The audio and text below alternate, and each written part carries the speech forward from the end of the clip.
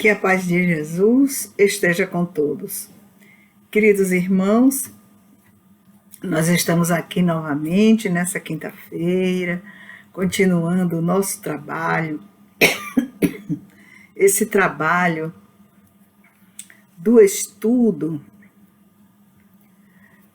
a respeito, das condições psicológicas que nós apresentamos todos os dias em nossa existência, enquanto estamos em nossas relações interpessoais, enquanto estamos na convivência com amigos ou não tão amigos, quando estamos em muitos lugares, transitando e agindo em nossa vida.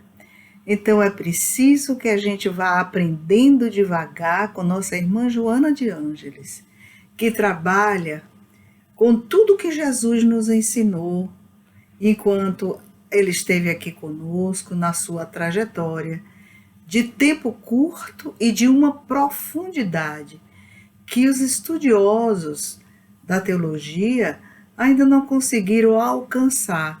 O que mesmo que Jesus quis nos ensinar nessa personalidade ímpar, esse ser de emoções positivas, de sentimentos sublimes e divinos, que com o seu exemplo vem nos ensinando há muitos milênios qual é o caminho para sermos felizes aqui na Terra. Na Terra. Em a gente conseguindo ter uma existência mais equilibrada, com momentos de felicidade, nós vamos aprendendo com ele, com nosso mestre, como nos comportarmos, como termos atitudes valorosas para enfrentarmos as adversidades, que são naturais de um planeta de expiações e provas, como é a marca do planeta Terra. Então nós vamos elevar o nosso pensamento agora, nessa quinta-feira à noite, aqui em Itabuna, na Bahia, no Grupo Espírita Casa de Guará, para fazermos a nossa oração costumeira, para então, durante essa oração, nós recebermos as inspirações necessárias para a compreensão do texto e para o desenvolvimento do trabalho. Senhor Jesus, Pai nosso que estás nos céus, santificado seja o vosso nome. Venha a nós, Senhor, o vosso reino. Seja feita a vossa vontade, assim na terra como no céu. O pão nosso de cada dia dai-nos hoje, Senhor. Perdoai as nossas ofensas, assim como nós perdoamos a quem nos tem ofendido. Não nos deixeis cair em tentação, Pai, mas livrai-nos de todo o mal, que assim seja. E assim, meus amigos, vamos começar o nosso trabalho fazendo uma pergunta, porque nós chegamos hoje na metade dos capítulos do livro, o livro Jesus e a Atualidade, que é o livro que nós estudamos, o primeiro da série psicológica. Nós vamos nos deparar hoje, que só são 20 capítulos. Chegamos à metade, na 10ª lição. Então, hoje nós vamos ter o título Jesus e Coragem. Nós já conversamos, a respeito dessa obra, na qual Jesus vai trabalhar com as muitas emoções, e a Joana vai interpretar sob o ponto de vista da compreensão do psiquismo de Jesus, como ela mesma diz em algumas obras, até onde ela consegue alcançar a profundidade dos ensinamentos de Jesus e trazer para nós mastigadinho. O que será que nossa irmã Joana de Ângeles vai falar a respeito de coragem? Como Jesus a enfrentou, como Jesus trabalhou a coragem. Então, nós vamos começar aqui, e eu recomendo para vocês um livro, o livro do Paul Ekman, que ele trabalha com as emoções, é um trabalho muito interessante, porque é um trabalho teórico prático, ele fez várias pesquisas para trazer para nós emoções básicas, que são aquelas que todos os povos apresentam numa leitura facial. O Paul Ekman começa com 6 emoções, depois ele pesquisa um pouco mais, a partir dos anos 80 ele acrescenta mais uma, então ficamos com 7 emoções básicas a partir do estudo do Paul Ekman. Vocês vão encontrar no livro A Linguagem das Emoções, que é um livro barato relativamente, né? Nós encontramos esse livro na Amazon, também na Estante Virtual, que é um sebo coletivo, inclusive internacional, que nos traz obras raras, né? Obras que não foram mais editadas, inclusive, e nós podemos escolher qual é o sebo que nós vamos comprar, observar o estado do livro, na descrição, ver a questão do valor do livro. Como vamos encontrar também a obra na Amazon, né, reeditada, e aí um preço também razoável, mas é um livro de cabeceira, esse livro do Paul Ekman, A Linguagem das Emoções. Ele vai dizer que esta linguagem nós traduzimos na expressão facial. Quais seriam, né, essas emoções básicas? A raiva é uma emoção básica, a surpresa são emoções que nós podemos fazer a leitura facial. A raiva, a surpresa, o medo, e nós vamos ver o medo nesse texto, Jesus e Coragem, o que é que o medo faz com nossa existência, que nos traz saúde, nos traz doença. A Joana vai explicar como e porquê. A aversão, o desprezo, a aversão, o desprezo, a tristeza e a angústia.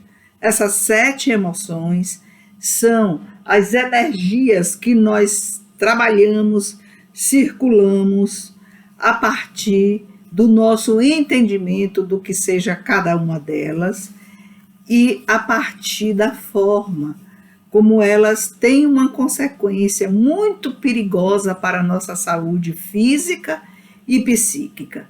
Então, quem fica eternamente trabalhando a raiva, né, por tudo se enraivece, se chateia, se aborrece, né, certamente no futuro próximo irá adoecer. A surpresa também é uma emoção de todos. O medo é outro fator de adoecimento gravíssimo. A aversão, né, estou aqui repetindo novamente, o desprezo, a tristeza e a angústia. Então, nós temos emoções básicas, conforme a descrição do Paul Ekman, que são disparadores de adoecimento físico e psíquico. Aqui vocês já estão pensando qual é a emoção que você mais convive com ela. Qual é a emoção dessas 7 que eu acabei de falar, que vocês mais trabalham no dia a dia de suas vidas. Há emoções que marcam a vida da pessoa. Então, nós temos a angústia como uma marca da quase totalidade dos seres humanos reencarnados na Terra. O medo também. A tristeza, nós trabalhamos no capítulo anterior e vocês viram a gravidade da tristeza em nossa existência. Então, nós vamos aqui para saber o que são emoções. Na visão do Paul Ekman e de muitos seguidores dele, como também de outros autores. Uma emoção, olha a definição como ela é consistente, e a gente precisa refletir sobre ela. É uma herança evolutiva. O que é uma herança evolutiva? É algo aprendido com as pessoas, no processo evolutivo. E o Paul Ekman vai dizer que também as emoções são um comportamento adaptado. nós adaptamos esse comportamento de acordo com as circunstâncias. Aqui nós vamos lembrar da educação japonesa, né? A educação japonesa, ela é toda trabalhada em cima da contenção das emoções. O japonês é educado desde bebezinho a não externar suas emoções, ou quando é impossível ter um comportamento de neutralidade em que os outros não percebam o que ele está sentindo, ele disfarça, né, para que os outros não percebam qual é a intensidade da emoção. Então, não é para não ter emoção. O japonês trabalha as emoções para serem contidas, porque eles entendem que é uma falta de educação muito grande soprar a sopa e ter emoções. Então, nós vamos ver aqui que esse comportamento adaptado, as pessoas vão aperfeiçoando durante a vida. Os japoneses hoje, eles já têm, né, essa... Eu não sei se vocês gostam de assistir aqueles filminhos, né, de japoneses. Eu estou querendo lembrar o nome agora, então eu esqueci. Um filme de japonês em desenho é diferente de um filme de japonês ao vivo, em que os personagens estão ali na sua comunicação. Preste atenção nas emoções, naqueles momentos mais cruciais, mais graves do relacionamento, ou no relacionamento lá das cenas do filme. É bem diferente do que o europeu em alguns lugares, ou do que o brasileiro. Aqui no Brasil a gente já tem uma diferença entre os nordestinos, os baianos e o pessoal que mora no sul. Então, por que o pessoal gosta tanto de vir para o Nordeste? Vem em busca dessa espontaneidade de emoções, que nós somos professores nisso aí, né? A gente sabe se comunicar com aquilo que nós estamos sentindo. Então, as emoções, elas têm um conteúdo em 3 aspectos. O conteúdo é neuro, psico, biológico. Então, uma expressão neural, uma expressão psicológica, né, cujas ações ou reações são biologicamente metrificadas. Porque nós colocamos essa emoção para fora e podemos, e se pode, dentro da ciência, da neurociência, metrificar como o nosso cérebro se encontra durante as emoções. Porque todo o cérebro ele é trabalhado com hormônios, os hormônios da alegria ou os hormônios da tristeza. Nós produzimos essas substâncias. E quem faz esse mecanismo ser trabalhado é o espírito, o morador do corpo. Então, esse conteúdo psicobiológico, ele é necessário em relação às emoções, porque nos ajuda a compreender a vida.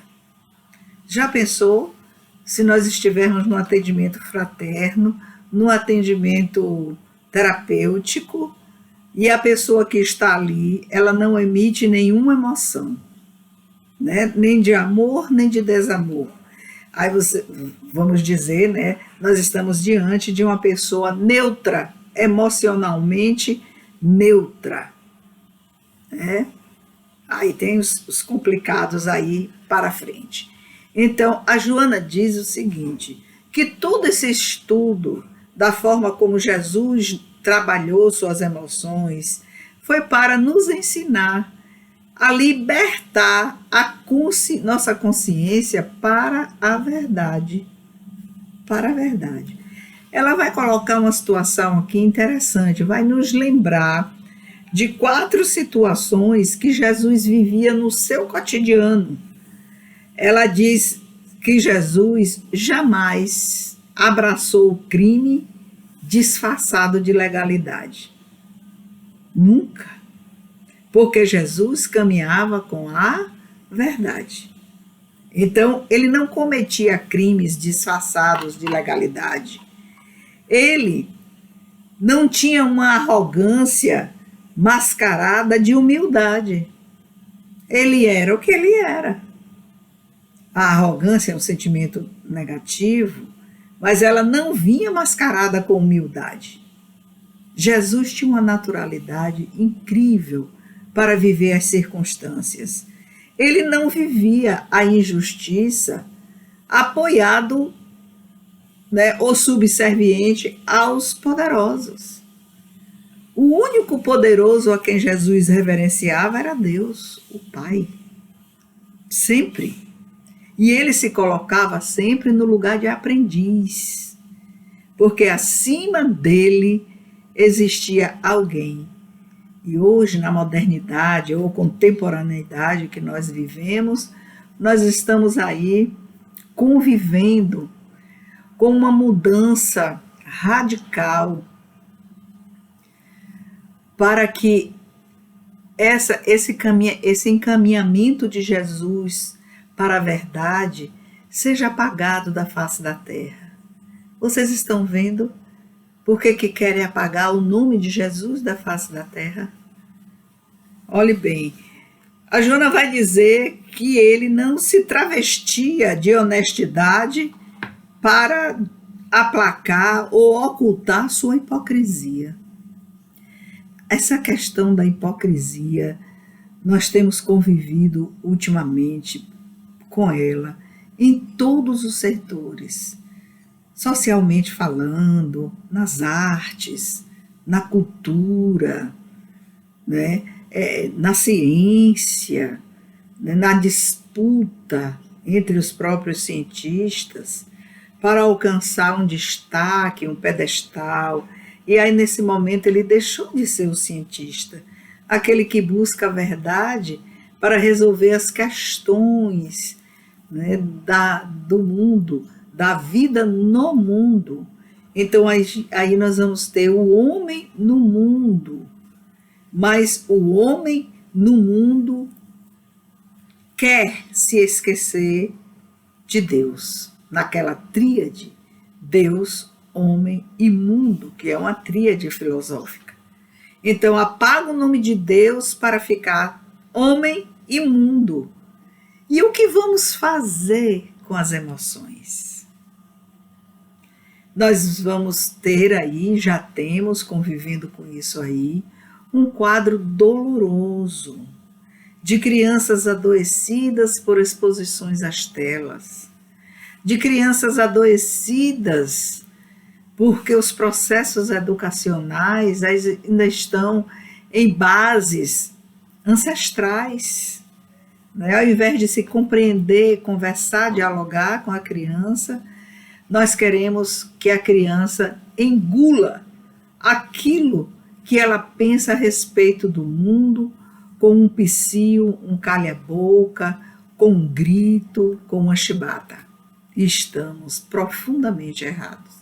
Porque onde não há do diálogo, o que existe é a doença. A doença psíquica se instala.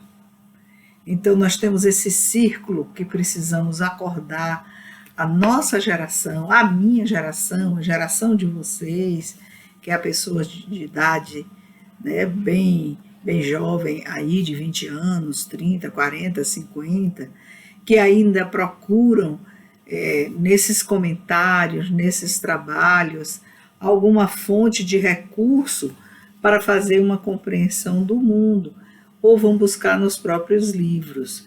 Então, a Joana vai nos dizer o seguinte, que Jesus nunca fez discriminação religiosa, não há nos evangelhos, nem em Atos dos Apóstolos, em local algum, uma atitude de Jesus que esteja fazendo essa discriminação religiosa, nem racial, nem econômica, nem social.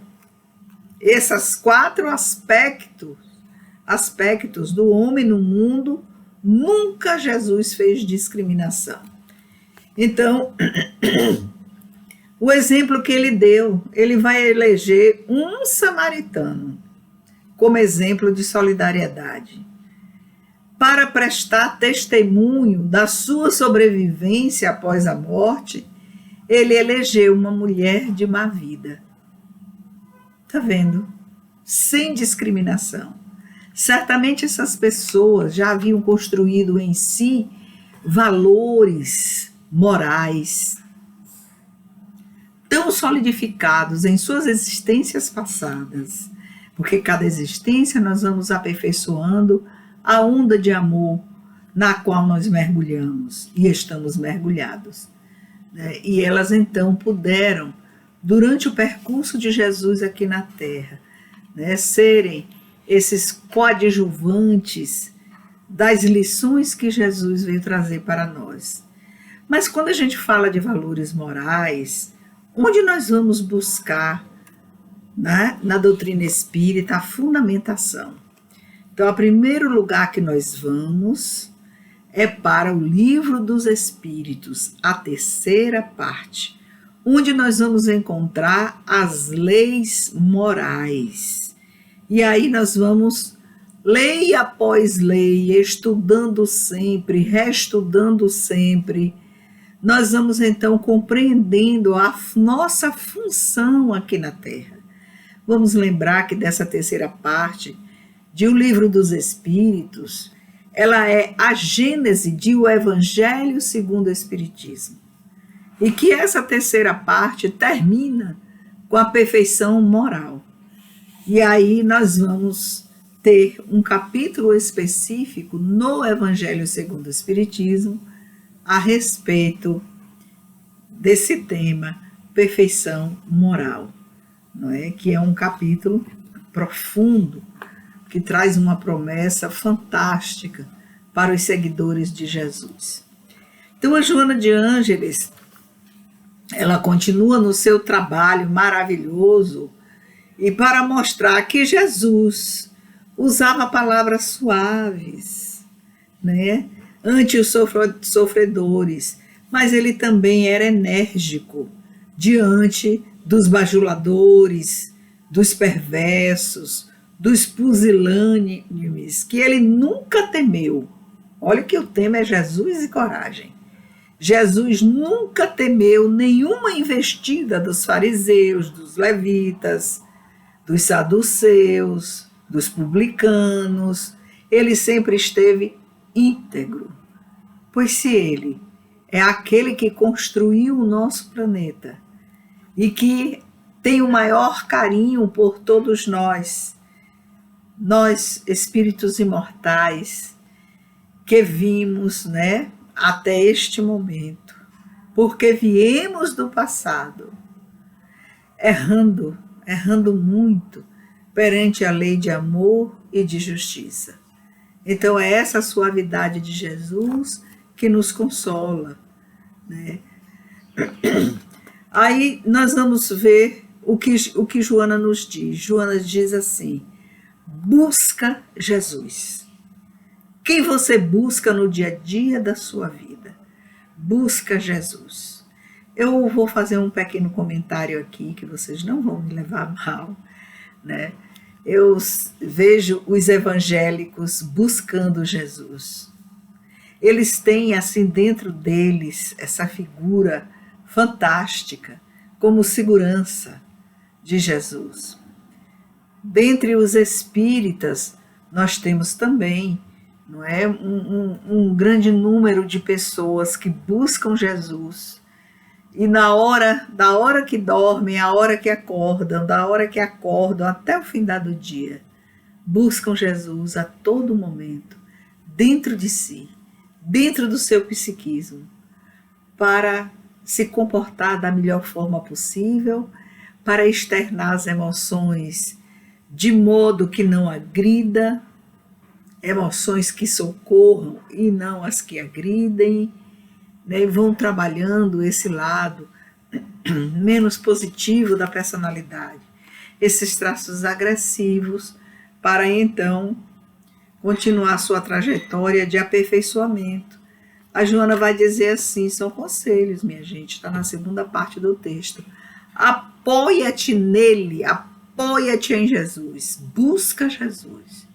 Então a gente para fazer essa análise de busca de Jesus, de pedir apoio a Ele para tudo que nós vamos realizar, para tudo que nós vamos fazer. E a Joana nos aconselha a fazermos aquela velha pergunta: como Jesus agiria na minha situação? Né? E ela diz assim: quando buscares Jesus no íntimo da sua consciência, recebe a inspiração de como Jesus agiria, não é? E ela diz que conforme te inspire, a sua consciência reta. Então, ela pede para a gente ter coragem de viver. Primeiro, para que a gente reflexione com tranquilidade em torno dessa coragem de Jesus, para buscar o exemplo dele e assim a gente ir se libertando. A Joana também orienta: não se esconda, né? Nem escamoteie a sua situação sob desculpas e mentiras. A gente usa muito a mentira, né? As mentirinhas que a gente chama assim, são mentirinhas. Elas não levam a nada. A pessoa diz assim: olha, eu estou lhe esperando, onde você está? Você está na cidade de Ilhéus, uma cidade vizinha nossa, e está dizendo que está chegando a Seplac, que é um ponto próximo da cidade de Itabuna. Ou então você ainda está em casa, ainda vai tomar um banho, e está dizendo: estou passando pela rua tal. Então isso é algo pequeno, mas que vai deixar pequeno o que a gente cognomina, né? Uma mentirinha boba. Mas a pessoa que está do outro lado, ela está contando o tempo, né? Diz: bom, mas a pessoa deve chegar daqui a 10 minutos, não dá para eu ir resolver uma outra questão. Então fica ali lhe esperando 15, 20, 30, 50.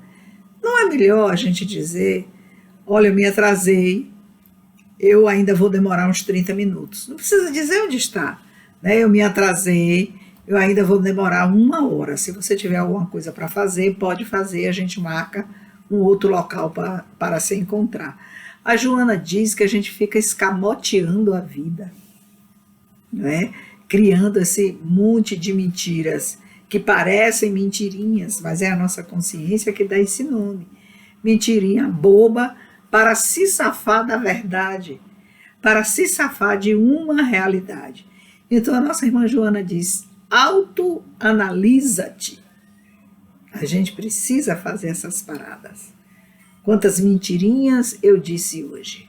Quantas vezes eu escamoteei e deixei aquelas pessoas esperando, né? Às vezes a pessoa com tantas dificuldades também para estar naquele momento, para cumprir aquele compromisso.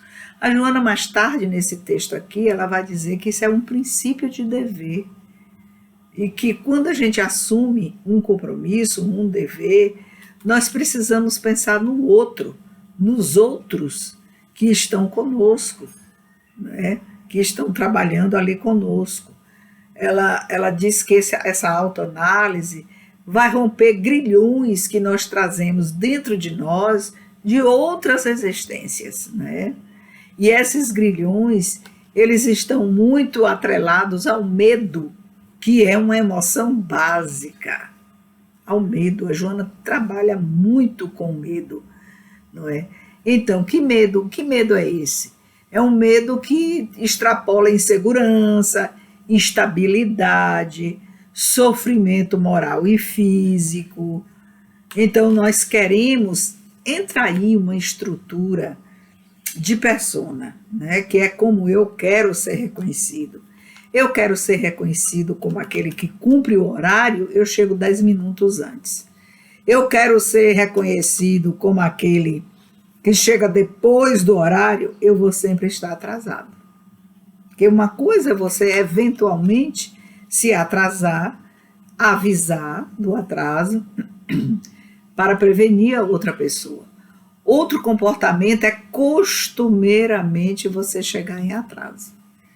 Porque chegar em atraso tem várias conotações, né, do ego aí. Né? Às vezes você quer chegar em atraso para ser notado, mais notado, porque para você não importa o atraso, para você importa é que todos se virem para te ver na sua chegada. São muitas questões psicológicas envolvidas nessas questões aí. A Joana diz que nós precisamos enfrentar com naturalidade os nossos limites e angústias. Olha a angústia aí aparecendo. A angústia é uma daquelas 7 emoções elencadas pelo Paul Ekman. E dentro da psicologia, da psicanálise, a angústia faz parte de todos os seres humanos. Faz parte. É uma emoção que faz parte da gente. Onde é que a angústia está errada em mim? Quando eu exagero, quando eu trabalho a angústia para viver angustiada. Então, nós vamos ver que nós somos pessoas de angústia. Nós não precisamos viver essa angústia filosófica que nos traz um prejuízo enorme psicofísico e nos deixa em atraso com nosso planejamento espiritual. A Joana vai dar um outro conselho muito interessante. Ela diz que em cada insucesso, né, uma frustração, eu planejei tão bem planejado e não deu certo, é um insucesso, que a gente precisa repetir a façanha. Repita novamente, quantas vezes forem necessárias, porque cada vez que você repetir, você está aperfeiçoando o seu projeto e não precisa entrar em depressão nem arrependimento. A Joana diz que tem muita gente que entra num processo depressivo porque o insucesso causou frustração e a pessoa não tem a coragem de refazer seu planejamento. Refaça. Pode ser que no próximo você tenha sucesso, mas aí se enche de angústia, né? Vai para um processo de arrependimento, culpa os outros, quando o processo é seu, né? E entra na tristeza e depois nos processos depressivos. A Joana é uma mãe maravilhosa. Ela cuida de todos os aspectos da nossa vida. E ela vai dizer assim, a experiência é a súmula das tentativas que não deram certo. Tá vendo? Se alguém pedir, defina aí o que é a experiência. Olha, meu filho, eu tenho muita experiência, eu sei educar crianças. Aí eu pergunto, como são suas experiências? Como foram essas experiências? Não é? Aí você vai vendo que a súmula da experiência daquela pessoa, seja homem ou seja mulher, são as muitas tentativas que deram resultados positivos e deram resultados negativos. Mas ainda assim você tem que fazer uma avaliação. Eu fiz assim, deu resultado positivo. Agora eu vou fazer assim para que os resultados continuem dando positivo. Eu vou dar um exemplo para vocês que eu vivenciei ontem, levando minha neta para a Nutri. Né? Chegou uma avó com uma neta, as avós adoram, né, ajudar as netas. A neta muito fofucha, estava bem acima do peso. E aí a neta disse qualquer coisa, deselegante, porque foi deselegante e ela falou alto. E a avó disse assim, olha, o meu psicólogo se chama Taca, cinto, chinelada. Quando eu chegar em casa, você vai receber. Porque foi assim que eu eduquei meus filhos e todos 4 são homens de bem. Eu olhei, meu Deus, naquela época, pela idade dela, né? Assim, eu só perguntei assim, olha, a senhora é tão jovem. E, porque ela era mesma, bem conservada mesmo. E a senhora teve o primeiro filho com quantos anos? Ela falou, com 16. Eu falei, mas a senhora está muito jovem, muito, né?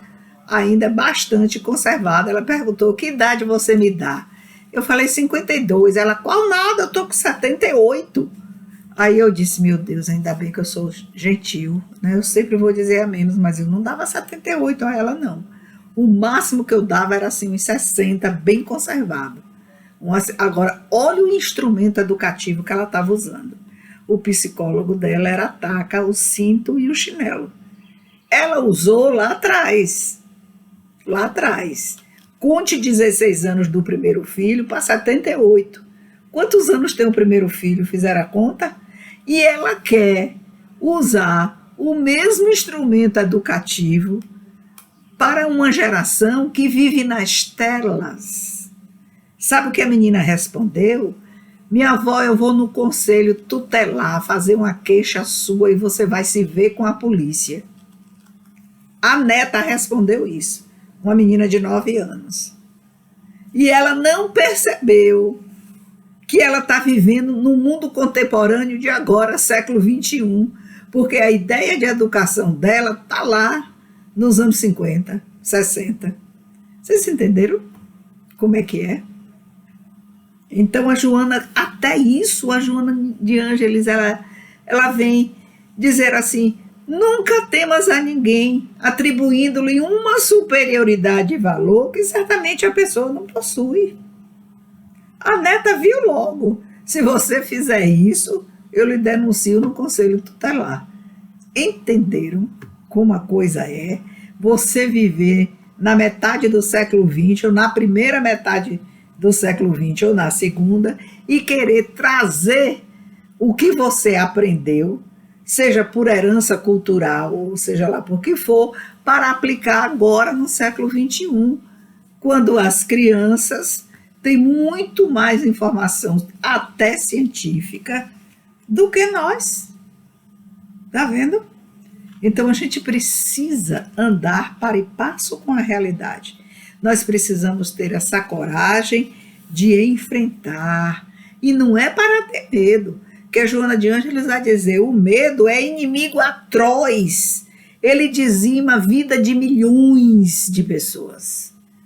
Por que você vai ter medo? Vai mostrar poder em cima de uma criança, ou de um idoso, ou mesmo de alguém da sua faixa etária, ou não. Por que você quer demonstrar esse poder? As razões estão dentro de você, estão dentro de nós. A Joana vai destacar o trabalho e o medo. Ela vai dizer que o medo deixa a gente paralisado. Tem uma face positiva do medo, que é o medo quem desperta a intuição do perigo. E despertando a intuição do perigo, nós recuamos. Nós recuamos. Então, há pouco tempo, eu vim à noite, tinha ido à farmácia, estava dirigindo, e quando cheguei no portão da minha casa, eu desconfiei de uma moto.